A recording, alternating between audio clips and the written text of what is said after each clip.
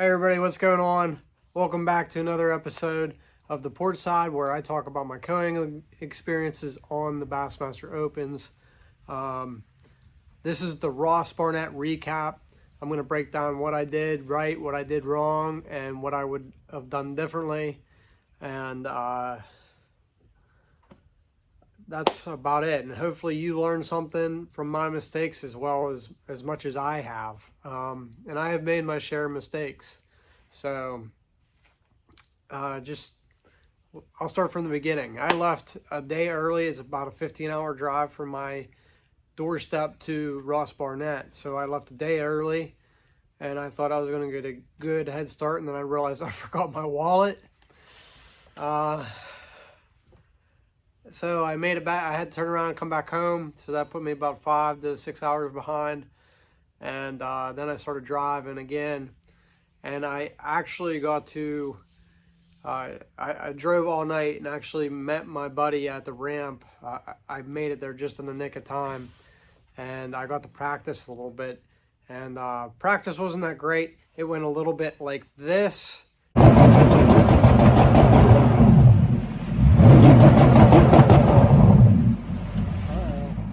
It was good to get on the water to see the color and see what type of things I'm going to be fishing, or that I was going to be, that's in the lake that I could fish. Turns out there's a lot of alligators and a lot of snakes in that body of water, which is really neat. But anyhow, day one I drew a guy that he really impressed me.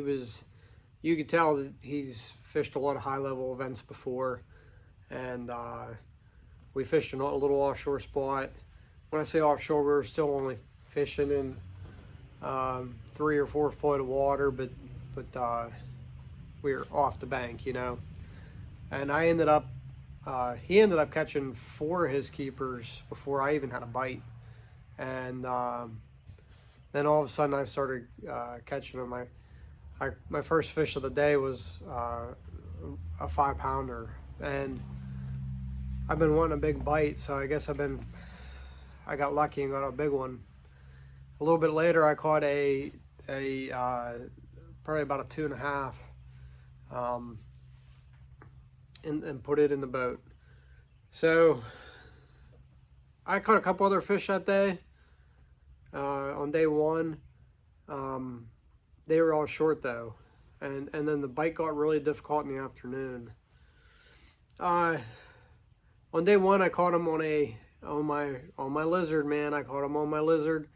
I changed a little bit. I went to a black and red with red flake lizard, and the second fish I caught on a Ned rig, a weedless Ned, with the 4-inch big TRD in black. Or no, excuse me, that one was in June bug. So that's when my 2 bites came on. I caught a few other fish on the Ned rig that were short, and I caught one on a spinnerbait that was short, and that was about it. You know, I had one other bite late in the day, and it just wasn't a keeper. Day 2, I was paired up with another gentleman he was from Louisiana, a really nice guy, and I had a good time with him too. But we were fishing the shad spawn, so he was paralleling the bank, which made it difficult for me to cast. He did offer me an opportunity to cast forward, and at times I took it, but sometimes I felt like it was better for me not to do that, to fish that used water. When you're fishing a shad spawn like that and with an aggressive fish, I just feel like he definitely has first cracks at it. The fish are aggressive. They're more than likely going to smack his bait. So I tried to fish on the other side of the boat. Actually, it's a real shallow lake, so I was able to cast out and get some of the deeper rocks. I did catch a drum doing that, and then later in the day, as he was passing a dock, I was able to flip my later in the morning, I was able to flip my lizard under the dock, a place where he wasn't really targeting, and I was able to catch just barely a keeper out of it.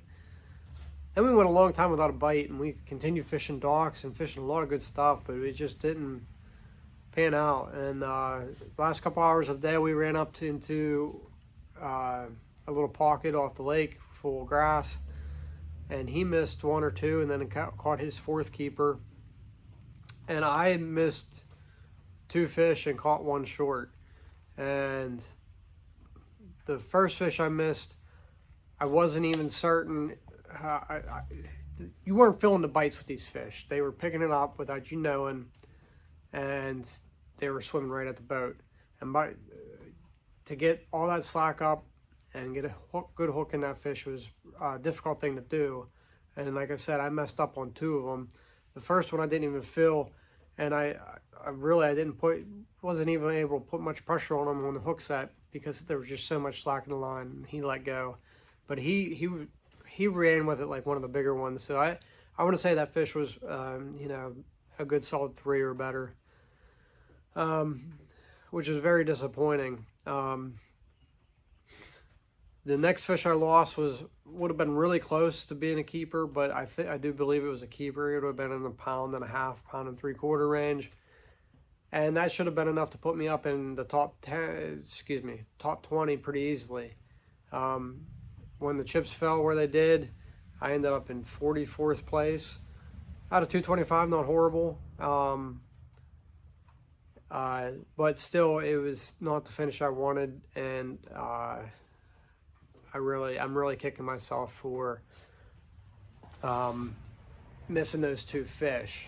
Now, with that said, here's what I would have done differently, I think. And in my head, on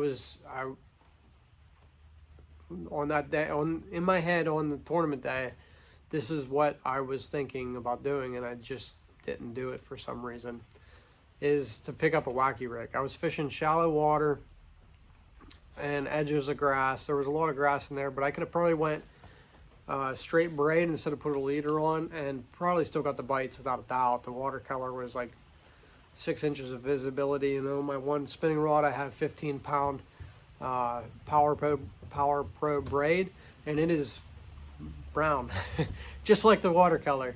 So I could easily went straight braid and had no worries about breaking off due to grass.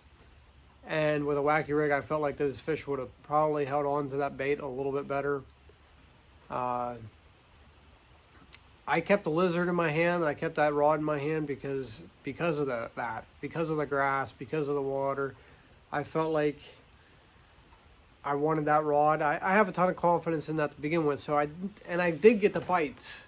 It's not that I didn't get the bites. I did get the bites, but I feel like if I would have put that spinning rod in my hand, I would have landed more of them, and thus resulting in a higher place finish and check.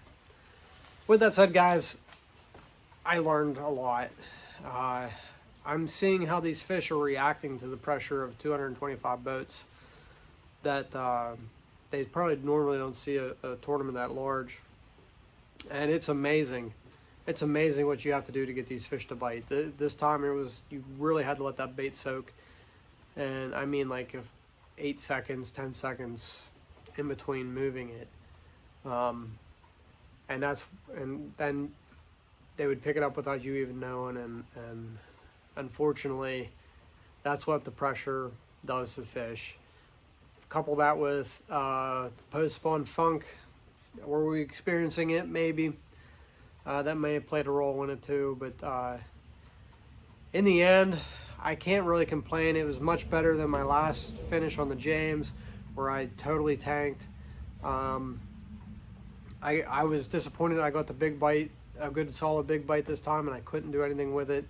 But that's the game. I'm just happy I ended up where I did, and hopefully it doesn't hurt me too bad in the points. As far as points go, after this tournament, I did move up to 8th in points, so that's exciting. I still got a long road to hoe to win AOI, and I don't know if I can at this point, but I'm gonna give it a shot.